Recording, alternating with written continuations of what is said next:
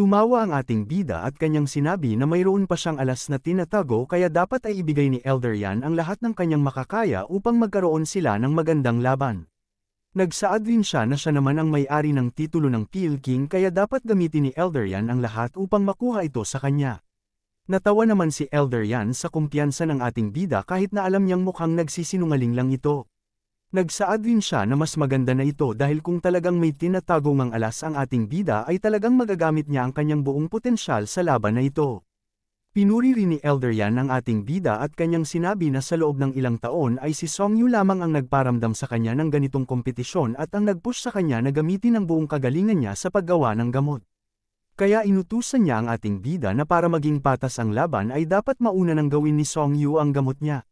Nagtaka naman dito si Joe Fan at tinanong niya ang matanda kung bakit siya ang mauuna. Iminungkahi rin niya na maaari silang sabay na gumawa ng gamot kung gusto niya. Nagsaad naman si Elder Yan na hindi siya nagyayabang lamang. Alam niya rin na talagang mas magaling ang ating bida pagdating sa paraan ng paggawa ng gamot. Ngunit kapag ginamit niya ang kanyang apoy ay alam niyang mahihirapan ang ating bida sa paggawa ng kanyang gamot dahil malakas ang kanyang apoy. Kaya nais niyang mauna sa paggawa ng gamot si Song Yu upang magamit niya ang buong lakas niya at ang kanyang apoy na hindi nababawasan ang lakas nito. Sinabi rin niya na kaya niyang mahintay hanggang sa matapos ang ating bida sa paggawa ng kanyang gamot. Pinaalala rin niya na hindi naman ito labanan ng pabilisan kaya mas mabuti pang siya na ang mauna. Naging seryoso naman si Joe Fan dahil talagang malaki ang kumpiyansa ng matanda na ito sa lakas ng kanyang apoy. Sa ngayon ay hindi lamang alam ni Joe Fan kung mas malakas ba ang apoy ng matanda na ito kumpara sa Asher Flame na taglay niya. Kaya upang malaman niya kung ano ang apoy na taglay ni Elder Yan ay nagmungkahi siya na ipakita nito ang kanyang apoy upang malaman nila kung gaano nga ba siya kalakas sa larangan na ito. Biniro rin niya ito na kung malakas talaga ang apoy niya ay baka sakaling sumuko na lang siya kapag nakita niya ito. Natuwa naman si Yan Fu nang marinig niya ito at kanyang sinabihan ang kanyang master na dapat niyang ipakita sa mayabang na ito ang apoy niya upang tumahimik na ito. Naging seryoso naman si Elder Yan at kanyang sinabi na dahil talagang nais makita ni Song Yu ang apoy niya ay pagbibigyan niya ito. Bigla namang nagtaka ang ibang mga alchemist nang mawala ang lakas ng kanilang apoy ng biglaan. Kahit na ang apoy ni Yan Fu at ang ni Grandmaster Liu ay nawalan rin ng lakas dahil sa aura ng apoy ni Elder Yan. Kahit na ang apoy ni Auntie Tao ay nawala rin ang lakas nito dahil sa kakaibang aura na humihigop dito. Isang puting apoy naman ang biglang lumabas sa kamay ni Elder Yan at isang imahe rin ng dragon ang biglang nabuo mula sa aura ng apoy na ito. Kahit na si Joe Fan ay nagulat rin dahil sa kakaibang apoy na ito. Kaya natuwa na lang siya dahil talagang may taglay na isang magandang apoy ang matanda na ito. Hindi naman makapaniwala si Auntie Tao sa kanyang nakikita dahil ang apoy na taglay ni Elder Yan ay kayang pahinain ang apoy niya. Bigla namang nagyabang si Yan Fu at kanyang sinabi na dapat tingnan ng mabuti ng mga tao ang apoy ng kanyang master. Sinabi rin niya na ang apoy na ito ay nakuha ng kanyang master 10 taon na ang nakakalipas. Sinabi rin niya na ang apoy na ito ay ang The Heaven and Earth Spirit Flame, ang Bone Soul True Fire.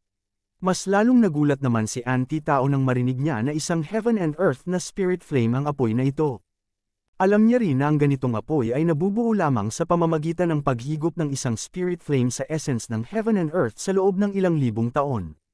Kaya masasabi nila na ang ganitong apoy ay may sariling buhay at ang mga ito ay masasabing pinakamalakas na apoy sa kanilang mundo. Kaya hindi na nasabi na lang niya na talagang wala nang makakatalo pa kay Elder Yan dahil kahit wala ang apoy na ito ay siya na ang pinakamagaling na alchemist sa imperyo nila. Ngunit sa tulong ng apoy na ito ay tiyak na mas tataas pa ang antas ng gamot na magagawa niya. Kaya nasabi niya na kahit nandito pa si Song Yu sa round na ito at kahit na gumamit pa siya ng mga ancient technique ay hindi niya kayang matatalo ang lakas ng apoy ni Elder Yan. Sa kabilang banda ay bigla namang napasigaw sa tuwa si Wang Pu nang makita niya ang tinatagong kayamanan ni Elder Yan. Tumawa rin siya ng malakas dahil alam niyang mahirap nang matalo si Elder Yan ng Song Yu na ito dahil sa kanyang apoy. Kaya nasabi na lang niya na talagang matalino ang Elder Yan na ito dahil sa pagtago niya sa apoy na ito. Bigla rin na tinawag ni Huang Pu si Elder Lin dahil nais niya itong utusan. Sinabihan niya ito na sa oras na sumuko ang batang ito kay Elder Yan ay dapat niyang atakihin ito agad at kunin ang ulo nito. Nagsaad din siya na kapag nagawa ito ni Elder Lin ng mabilis ay bibigyan niya ito ng gantimpala. Nagtaka naman si Elder Lin sa utos ng ikalawang young master sa kanya kaya nagtanong siya kung bakit siya ang kailangan na gumawa nito. Naging seryoso naman si Huang Po at kanyang sinabi na kapag siya ang gumawa nito ay tiyak na makikialam si Chuchu sa gagawin niya. Ayaw niya rin na labanan si Chuchu dahil kapag ginawa niya ito ay mas magiging hindi maganda ang kanilang relasyon. Nagsaad rin siya na mas bagay ang mga mabibilis na atake ni Elderlin sa sitwasyon na ito kaya dapat siya ang gumawa nito. Nagsaad rin siya na kapag si Elderlin ang gumawa nito ay tiyak na hindi nasasali pa si Chuchu dahil alam niyang patay na ang bata na ito sa oras na makita nila ito. Agad naman na sumunod si Elderlin sa utos ni Wang Po sa kanya. Sa kabilang banda ay muli namang sinabihan ni Elder Yan ang ating bida na kailangan niyang tanggapin ang alok niya upang maging patas ang laban nila. Sinabi rin niya na ito ang dahilan kung bakit nais niyang maunang gawin ni Song Yu ang gamot niya dahil talagang malakas ang apoy na ito. Ipinaliwanag rin niya na kahit anong apoy pa ang taglay ng ating bida ay manghihina lang ito sa harapan ng apoy niya kaya hindi magiging patas ang kanilang laban. Ngumiti naman si Joe Fan at kanyang tinanong ang matanda kung bakit nais niya pang magkaroon ng patas na laban kahit na ang layunin naman niya ay ang makuha ang Body Roots. Tumawa naman ng malakas si Elder Yan nang marinig niya ito. Inamin rin niya na tama nga ang sinabi ng ating bida na nais niyang makuha ang Body Roots. Ngunit ngayon ay nais lamang niyang magkaroon ng isang patas at tapat na laban sa kanya sa paggawa ng gamot. Upang malaman nila kung sino talaga ang pinakamagaling na alchemist sa imperyo ng Tianyu. Sinabi rin niya na kapag nanalo lamang siya dahil sa flame suppression ng kanyang apoy ay pagsisisihan niya ito sa buong buhay niya. Kaya nais niyang mauna ang ating bida sa paggawa ng gamot upang maging patas ito para sa kanya. Namangha naman si Joe Fan nang marinig niya ang mga sinabi ng matanda na ito. Nasabi rin niya na kahit sakim ang matanda na ito pagdating sa mga pagplano ay taglay pa rin ito ang totoong espiritu ng isang great alchemist. Kaya nasabi niya na talagang sayang lang na nasa Yaowang Temple ang matanda na ito. Kahit na si Yan Fu ay nagtaka rin kung ano ang nais gawin ng kanyang master kaya nais niya sanang kausapin ito. Ngunit bigla naman siyang pinatahimik ni Elder Yan. Kahit na si Huang Po ay nainis rin dahil talagang maraming paandar pa ang naiisip ng Elder Yan na ito. Sa kabilang banda ay sinabihan naman ni Joe Fan ang Elder na hindi na niya kailangan pang tanggapin ang alok na ito. Sinabi rin niya na naiintindihan niya ang kanyang nais gawin ngunit hindi na ito kailangan pa. Kaya nagmungkahi siya na mauna na niyang gawin ang gamot niya. Nagulat naman si Elder Yan nang marinig niya ito mula sa ating bida. Nasabi rin niya na mukhang hindi nagbibiro ang bata na ito kaya napatanong na lang siya kung talaga bang taglay ng bata na ito ang mas malakas na apoy kumpara sa apoy niya. Ngunit naisip rin niya na imposible ito kaya sinabihan niya ang ating bida na hindi niya kailangang magyabang sa laban na ito. Nasabi rin niya na batay sa edad ng ating bida ay alam niyang isang mahinang apoy lamang ang taglay niya. Ngunit hindi naman ito pinansin ni Joe Fan at kanyang sinabi na nagkakamali siya dito. Bigla namang nainis ang matanda at kanyang sinabi na nais lamang niyang maging patas ang laban na ito kaya hindi na kailangan pang magyabang ng ating bida kahit na alam niyang hindi malakas ang apoy niya. Sinabi rin niya na mahirap paniwalaan ang sinasabi ng ating bida dahil ito rin ang ginawa niya kanina. Tumawa naman si Joe Fan nang marinig niya ito at kanyang sinabi na masyado siyang minamaliit ni Elder Yan. Seryosong sinabi rin niya na hindi lang ganoon kasimple ang plano niya. Nagtaka naman si Elder Yan nang marinig niya ang pagmamayabang ng bata na ito. Ngunit napagtanto rin niya na parang hindi nagbibiro ang batang ito ngayon sa mga sinasabi niya. Ngunit sa ngayon ay hindi niya kailangan mabahala dahil wala pang pinapakita ang bata na ito na apoy. Kaya tinanong na lang ni Elder Yan ang ating bida kung anong klaseng apoy ang meron siya kaya siya ay nagyayabang ng ganito. Nagsaad rin ng Elder na nais lang niyang magkaroon silang dalawa ng patas na laban kaya nais niyang malaman ang apoy na ito. Nagsaad naman si Joe Fan na kahit siya ay nais lamang niyang bigyan ng isang patas na laban si Elder Yan kaya nais niyang mauna ito na gumawa ng gamot. Nagsaad din siya na kung ipapakita niya ang apoy niya ngayon sa kanila ay tiyak na mawawalan ng pag-asa ang mga ito sa paggawa nila ng gamot. Kaya ayaw niyang mangyari ito sa kanila. Nagsaad din siya na kung sabay naman silang lahat na gumawa ng gamot ay tiyak niyang walang sinuman sa kanila ang kayang makatalo sa lakas ng apoy niya kaya hindi na magiging isang kompetisyon ang laban na ito kapag nangyari yun. Nagtaka naman ang mga nanunood nang marinig nila ito dahil kahit sila ay hindi rin makapaniwala sa sinabi ni Song Yu. Sa kabilang banda ay nagsaad naman si Yan Tang na mukhang nagyayabang na naman ang kaibigan niya. Ngunit hindi niya maintindihan kung bakit kailangan ito sabihin ng kaibigan niya kahit na wala naman siyang taglay na apoy na mas malakas pa kay Elder Yan na alam niya. Kahit na si Huang Po ay nasabi rin na mukhang nagbibigay lamang ng dahilan ang ating bida upang hindi siya matakot sa kamatayan niya. Nagsaad rin siya na wala ng apoy ang mas lalakas pa sa apoy ni Elder Yan sa kanilang imperyo kaya alam niyang nagsisinungaling lamang ang bata na ito. Tumawa naman si Elder Yan at kanyang sinabihan ang ating bida na hindi siya isang bata upang maniwala sa mga kasinungalingan niya. Nagsaad din siya na walang apoy ang mas lalakas pa sa apoy niya na makikita nila sa kanilang imperyo. Kaya kung kaya nga nailabas ni Song Yu ang ganitong apoy ay nais rin niyang makita ito bilang isang alchemist na katulad niya. Bigla namang natigil si Elder Yan sa kanyang pagsasalita nang makita niya ang isang maliit na apoy sa kamay ng ating bida. Bigla ring sumabog ang lakas ng apoy na ito hanggang sa kumalat ang aura nito sa loob ng arena.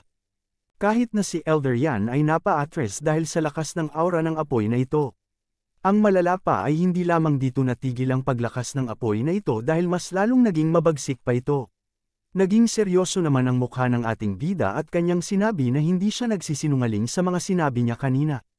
Unti-unti namang nawala ang lakas ng apoy ni Elder Yan dahil sa aura ng apoy ng ating bida kaya kahit siya ay hindi makapaniwala dito. Kahit na si Grandmaster Liu ay nabahala rin dahil talagang ayaw nang lumabas ng apoy niya dahil sa aura ng apoy ni Zhou Fan.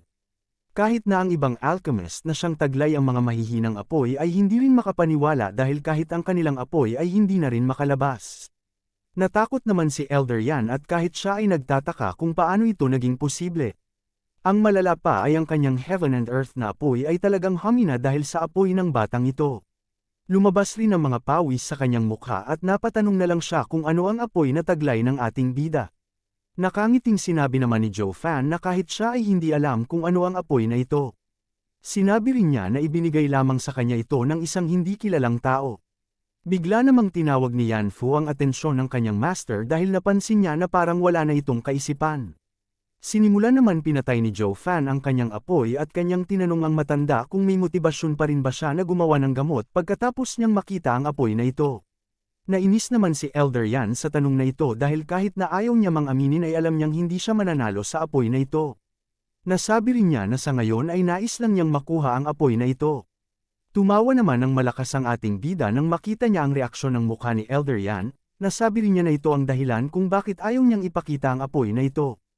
Naging seryoso rin siya at kanyang tinanong ang Elder kung sino sa tingin niya ang mananalo sa kanilang dalawa. Hindi naman nakasagot dito si Elder Yan dahil kahit siya ay hindi niya alam kung kaya nga ba niya ang bata na ito. Nasabi rin niya na kahit siya ay hindi na niya alam kung ano ang balak ng batang ito, kung totoo ba o hindi ang mga sinasabi nito. Kaya wala na siyang nagawa pa kundi magbigay galang sa kanya bilang mas nakakataas na alchemist sa kanya. Sinabi rin niya na alam niyang mabuti at walang masamang puso ang tao na ito dahil sa galing nito sa paggawa ng gamot. Kahit na si Yan Fu ay nagulat na lang sa mga sinabi ng master niya sa kalaban nila. Tumawa naman si Zhou Fan at kanyang tinanggap ang paggalang na ito. Inutusan rin niya ito na mauna na siyang gumawa ng gamot upang maging patas para sa kanya ang laban na ito. Ngunit tinanong rin niya ito kung nais niya bang sabay silang gumawa ng gamot. Bigla naman ulit na humingi ng paumanhin si Elder Yan at kanyang sinabi na masyadong mataas ang tingin niya sa kanyang sarili kaya nasabi niya ito kanina. Kaya ngayon ay nais niyang mauna sa paggawa ng gamot. Itinaas naman ni Zhou Fan ang kanyang kamay at kanyang sinabi na kung ganoon ay hahayaan niyang mauna na lang si Elder Yan sa paggawa ng gamot. Agad naman na naglakad si Elder Yan papunta sa kanyang pwesto. Bago pa man siya makarating doon ay sinabihan naman siya ni Zhou Fan na pinahiya lamang ni Elder Yan ang sarili niya. Nainis naman si Elder Yan dahil nais lamang niyang magkaroon ng patas na laban ngunit napahiya pa niya ang sarili niya. Kaya talagang kakaiba ang panahon na ito para sa kanya. Sa kabilang banda ay nagulat naman si Yan Tang nang makita niyang hindi lamang nagyayabang ang kaibigan niya. Ngunit bigla rin niyang naalala na nakita na niya ang apoy na ito noon. Nasabi rin niya na ito ang apoy na ginamit ni Zhou Fan upang mapatay nila ang ikawalong elder ng Yuming Valley. Akala niya noon ay isa lamang itong martial technique ngunit hindi niya inakala na isa pala itong heaven and earth na apoy. Kaya nasabi na lang niya na talagang hindi nauubusan ng isang kayamanan ang bata na ito. Nasabi rin niya na mukhang mas maraming alam pa ang kaibigan niya kumpara sa mga alam ng Seven Noble Family. Kaya kahit siya ay hindi rin makapaniwala na talagang nanggaling lang sa isang third-rate na pamilya ang tao na ito. Kahit na si Elder Jiu ay nasabi rin niya na kahit siya ay nagulat rin sa katalinuhan ng batang ito at kung gaano ito kamisteryoso. Nagsagawa na rin ng isang investigasyon ang kanilang pamilya tungkol sa pagkatao ni Zhou Fan ngunit wala silang nakitang kakaiba rito.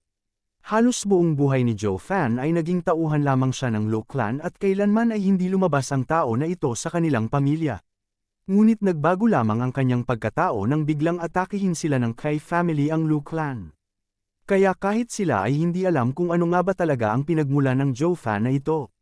Ayon rin sa nalaman nila, bago mangyari ang pag-atake ay isang mabait at loyal na tauhan ang Joe Fan na ito. Ngunit pagkatapos ng pag-atake ay biglang nagbago ang pagkatao ng batang ito, naging sakim ito at naging matalino sa paggawa ng mga plano. Kaya kahit na ang kanilang patriarch ay napasabi na sa buong 7 noble families ay walang makakatalo kay Joe Fan bilang isang butler. Kaya napatanong na lang si Elder Gio kung ano kaya ang nangyari sa gabing yun kaya nagbago ang batang ito. Sa kabilang banda ay galit na winasak naman ni Huang Pu ang pader sa harapan niya. Tinawag rin niya ang atensyon ni Elder Lin dahil may nagbago na sa plano nila. Tinanong rin niya ito kung bakit parang matatalo pa si Elder Yan kahit na sinabi na niya kanina na siguradong mananalo ang matanda na ito kay Song Yu. Natatakot naman na sinabi ni Elder Lin na hindi isang mahina ang Elder Yan na ito. Ang dahilan lamang na nangyayari ito ngayon dahil talagang isang abnormal na tao ang Song Yu na ito. Bigla namang natigil si Huang Pu nang marinig niya ang sinabi ni Elder Lin. Sumang-ayon rin siya sa sinabi nito kaya alam niyang hindi nila masosolusyonan ang problema na ito kapag sinisi lamang nila si Elder Yan. Dahil talagang malakas ang batang ito. Kaya sinabihan na lang niya si Elder Lin na hindi na niya kailangan umatake mamaya dahil siya na mismo ang papatay sa batang ito. Nagtanong naman si Elder Lin kung ano na ang gagawin nila kay Chucho kung sakaling sumali ito. Nagsaad naman si Huang Pu na kahit siya ay ayaw niyang maging kaaway si Chucho. Ngunit alam niyang hindi siya magiging kampante kung hindi niya mapapatay ang Song Yu na ito ngayon. Sa kabilang banda ay agad naman na nilabas ni Elder Yan ang kanyang apoy dahil nais na niyang simulan ang paggawa ng gamot. Ngunit bigla naman siyang pinahinto muna ng bantay. Nagsaad ang bantay na dahil sa sobrang lakas ng apoy ni Elder Yan ay nahihirapan ang ibang kalahok na makagawa ng gamot nila. Kaya nais niyang hilingin sa kanya kung maaari bang mauna muna ang mga ibang kalahok sa paggawa ng gamot. Hindi naman nagustuhan ito ni Elder Yan at kanyang tinanong ang bantay kung bakit naman niya bibigyan ng pagkakataon ang mga walang kwentang alchemist na ito. Sinabi rin niya na kahit hindi man niya gamitin ang apoy niya ay wala rin namang magagawa ang ibang mga kalahok upang manalo laban sa kanila. Kaya dahil sa mahinang kapangyarihan ng mga ito ay hindi sila mananalo sa kanya kahit pa anong gawin nila. Kaya sayang lamang sa oras kung bibigyan niya ng pagkakataon ang mga ito. Hindi naman nakasagot ang ibang kalahok nang marinig nila ito dahil alam nilang totoo rin naman ito. Kahit na ang bantay ay wala ring magawa kung ayaw ni Elder Yan na pagbigyan ang mga ito. Ngunit bigla naman siyang tinawag ni Joe Fan at sinabihan niya ito na isang kompetisyon ang laban na ito. Kaya dapat pa rin nilang bigyan ng pagkakataon ang ibang kalahok na makagawa ng gamot ang mga ito. Naging tahimik naman si Elder Yan nang marinig niya ito ngunit agad rin naman siyang pumayag sa nais ng ating bida kaya nagulat na lang ang bantay dito. Kahit na ang kanyang disciple ay hindi rin makapaniwala na ang master niya ay pumayag ng ganoon na lang sa sinabi ng mayabang na ito. Kahit na ang ikalimang elder ay napatanong rin kung bakit biglang nagbago ang personalidad ni Elder Yan. Bigla naman silang nagulat nang sabihin ni Huang Pu na ito ang tinatawag nilang awtoridad. Naisip rin niya na ang mga elder na ito ay sumusunod lamang sa kanya dahil natatakot ang mga ito sa pamilya niya. Kaya ang mga ito ay hindi mga loyal. Ngunit ang ginawa ni Song Yu ay kinuha niya ang puso ng mga tao sa simula pa lang at dahan-dahan niyang kinuha ang tiwala ng mga ito. Kaya naiinis siya dahil ito ang totoong paraan ng pagkuha ng awtoridad. Kaya nasabi na lang niya na kahit anong mangyari ay kailangan niyang mapatay ang Song Yu na ito. Bigla namang naging seryoso ang ating bida nang maramdaman niya ang isang malakas na killing intent. Kaya napatawa na lang siya nang mapagtanto niya na mukhang nanggaling ito kay Huang Pu. Matapos ang ilang sandali ay nagsimula na ring gumawa ng mga gamot ang iba pang kalahok ngunit ang mga ito ay nakagawa lamang ng grade 5 na gamot. Kaya ang mga nanunood ay halos hindi na nagbibigay ng atensyon sa kanila. Nasabi naman ni Yan Tang na tama nga ang sinabi ng kanyang master na aksaya lamang sa oras ang mga kalahok na ito. Tinanong rin niya ang kalaban niyang si Grandmaster Liu kung kaya ba talaga ng mahina niyang apoy na matalo siya sa larangan na ito. Tumawa naman si Elder Liu at kanyang sinabi na mukhang kaya lamang niyang gumawa ng isang grade 5 na gamot. Ngunit sinabi rin niya na hindi siya nandito upang kunin ang titulo na Pil King. Narito lamang siya upang matalo niya ang kayabangan ni Yan Fu. Kaya kung magawa niya ito ay wala na siyang pakialam kung sino ang manalo sa dalawang ito. Tumawa naman ng malakas si Yan Fu dahil talagang malaki ang tiwala ni Elder Liu sa sarili niya na kaya siya nitong matalo. Sinabi rin niya na dahil mas malakas ang kanyang apoy ay talagang wala ng pag-asa pa na manalo sa kanya si Elder Liu mamaya. Nagsaad naman si Elder Liu na hindi lamang sa apoy nakadepende ang paggawa ng isang mataas na antas ng gamot. Sinabi rin niya na natalo lamang siya kanina dahil sa pabilisan nito. Ngunit ngayon ay sisiguraduhin niya na mas magandang gamot pa ang kanyang magagawa kaya agad na rin siyang gumawa ng gamot. Natawa naman si Yan Fu nang makita niya ang ginagawa ni Elder Liu, ngunit nawala rin ang ngiti niya nang makita niyang gumamit rin ng blood essence ang matanda sa proseso na ginagawa niya. Isang malakas na aura ng gamot naman ang biglang nabuo dahil sa proseso na ito. Tumawa rin si Elder Liu at kanyang tinanong si Yan Fu kung ano sa tingin niya ang antas ng gamot na ito. Bigla namang sinabi ng bantay na ang gamot na ito ay isang high-grade na 6th grade pill. Nagulat naman ang ibang manunood nang marinig nila ito dahil talagang mas tumaas na ang antas ni Grandmaster Liu sa paggawa ng gamot. Hindi naman nagustuhan ito ni Yan Fu kaya agad rin niyang ginamit ang kanyang apoy upang gumawa na ng gamot. Kaya nagulat na lang ang bantay nang makita niya ito. Agad rin na ginamit ni Yan Fu ang buong lakas ng kanyang apoy upang mas magandang gamot pa ang magawa niya. Kasabay nito ay gumamit rin siya ng blood essence upang mas mapataas pa ang antas ng gamot na magagawa niya. Kaya nakatawang tinanong niya ang matanda kung ano sa tingin niya ang gamot na nagawa niya ngayon. Nagulat naman dito ang matanda ngunit natanggap rin niya na mas mataas ang antas ng gamot na ito kumpara sa gamot niya. Kaya tumawa na lang si Yan Fu nang makita niya ang talong reaksyon ng matanda. Agad naman na nagsaad ang bantay na isang low-grade na 7th grade ang gamot na nagawa ni Yan Fu. Halos hindi naman makapaniwala dito ang mga nanunood dahil talagang isang 7th grade na alchemist na naman ang sumulpot sa kanilang imperyo. Ang malala pa ay miyembro rin ito ng Yaohuang Temple. Ngunit napatigil naman ang mga ibang alchemist nang makita nilang nagsimula na rin si Anti-Tao sa paggawa ng gamot niya. Ang malala pa ay mukhang hindi rin ito nagbibiro dahil mukhang ginamit nito ang buong lakas niya sa gamot na ito. Ginamit rin ni Anti-Tao ang kanyang blood essence upang makagawa ng mas mataas na gamot. Kaya nagulat na lang ang bantay kung bakit niya ito ginawa. Nagsaad naman si Anti-Tao na nais lamang niyang ipakita sa lahat na hindi lamang sila ang magaling sa paggawa ng gamot. Sinabi rin niya na ang kakayahan ng dalawang ito ay talagang kulang pa kumpara sa kanya.